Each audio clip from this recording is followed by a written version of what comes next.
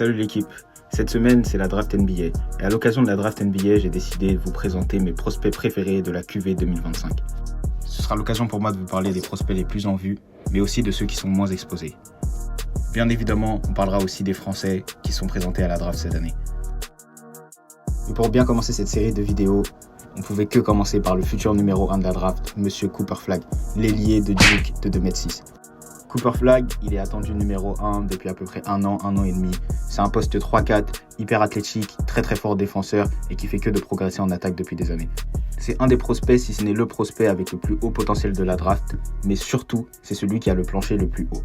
En draftant Cooper Flagg, vous vous assurez de drafter un prospect qui est NBA ready et qui va impacter sur le terrain dès son premier match en NBA.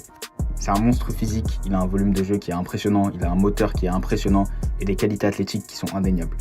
L'année dernière, il était à 19 points de moyenne, près de 8 rebonds pour 4 passes. Et en tant que freshman, il a réussi à emmener son équipe de Duke jusqu'au Final Four de la March Madness. Mais pour moi, la qualité première de ce joueur-là, c'est l'impact qu'il va pouvoir avoir en défense dès l'année prochaine. Il est long, il est rapide, il est intense, il va pouvoir défendre sur tous les postes de 1 à 5. Maintenant qu'on a dit tout ça, passons aux comparaisons. Pour moi, Cooper Flagg, c'est un peu un Andrei Kirilenko 2.0 en beaucoup plus athlétique et Jason Tatum en moins fort offensivement mais en beaucoup plus fort défensivement. Sans surprise, je pense que ce sera lui le premier choix de la draft et je trouve que c'est un hyper bon fit pour les Dallas Mavericks. Ses axes de progression, forcément, c'est son tir, sa capacité à se créer un tir en sortie de dribble, surtout en fin de match. Et la seule question qui se pose avec lui en vrai, c'est est-ce qu'il deviendra un jour un franchise player. On sait qu'il sera très bon, mais à quel point?